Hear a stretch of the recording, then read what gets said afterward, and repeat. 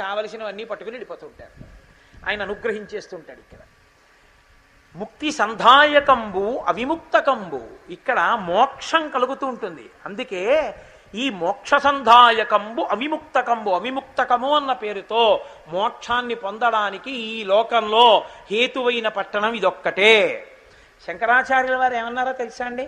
అసలు శంకర భగవత్పాదులకు వచ్చిన ఆలోచన వంటి ఆలోచన లోకంలో ఎవరికీ రాదు. అద్భుతంగా చెప్తారు మహానుభావుడు ఇది చెప్పిన. ఆయన అన్నారు, కాశీధన్యతమా విముక్తి నగరీ సాలంకృత గంగయా త్వత్తీరే మణికర్ణికా సుఖకరీ ముక్తిర్హి తత్కింకరీ స్వర్లోకస్తులిత సహైశ్చ విభుదైః కాశ్యా సమం బ్రహ్మణ కాశీక్షోణితలే స్థితా గురుతరా స్వర్గో లఘుత్వం గతః అన్నారు ఆయన. ఆయన అన్నారు, కాశీధన్యతమా, ఈ కాశీ పట్టణం అంత ధన్యమైన పట్టణం ఇంకోటి లేదు. ఎందువల్ల? అసలు ఈ కాశీ పట్టణమే అంత గొప్పది. దీనికి తోడు బంగారుపు పళ్ళానికి గోడ చేరుపులా ఇంకా కొన్ని కలిసాయి. కాశీధన్యతమా విముక్తి నగరీ సాలంకృత గంగయా. మనం ఆడపిల్లని కన్యాదానం చేసేటప్పుడు సాలంకృత కన్యాదానం అంటాం, అలంకారం చేస్తాం. అలా అసలే ఇంత గొప్ప కాశీపట్టణం, దీనికి ఓ పెద్ద అలంకారం వచ్చింది. ఏమిటా అలంకారం?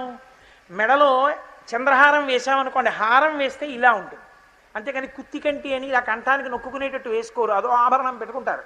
కానీ సాధారణంగా ఆభరణం వేసుకుంటే ఇలా ఉంటుంది గొలుసు. అది అందాన్ని పెంచుతుంది అని ఒక నానుడి. కాశీపట్టణమే తనంత తాను ఇంత గొప్పదైతే దీని అందం పెంచడానికో ఆభరణం వచ్చింది. ఏమిటది? సాలంకృత గంగయా. గంగ అర్ధచంద్రాకారంలో ఉంది ఇక్కడ. కాబట్టి కాశీధన్యతమా విముక్తి నగరీ సాలంకృత గంగయా తత్తీరే మణికర్ణికా. అసలు గంగే గొప్పదంటే మళ్ళీ ఆ గంగలో మణికర్ణికా తీర్థం అసలు చెప్పనే అక్కర్లేదు. అంత గొప్పది. ఓ రోజు చెప్తా మీకు మణికర్ణికా తీర్థ గొప్పతనం ఏంటో. అంత గొప్పది మణికర్ణిక. తత్తీరే మణికర్ణికా సుఖకరీ, ఎటువంటి సుఖాన్నైనా ఇస్తుంది. మణికర్ణిక మోక్షాన్ని ఇస్తుందని చెప్పద్దన్నారు శంకరాచార్యులు వారు. ఏమిస్తుంది అంటే ముక్తిర్హి తత్కింకరీ.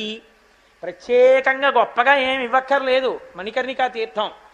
కింకరి అంటే సేవకురాలు. ముక్తికాంత దాసి రూపంలో మణికర్ణికా తీర్థం దగ్గర నిలబడుతుంది. ఎలా స్నానం చెయ్యాలో అలా ఒకరోజు చెప్పి చేయిస్తాను మీ అందరితో, అప్పుడు చేద్దాం. అలా మణికర్ణికలో ఎవరు స్నానం చేస్తారో వాళ్ళని మణికర్ణికా తీర్థకాంత అంటుందిట.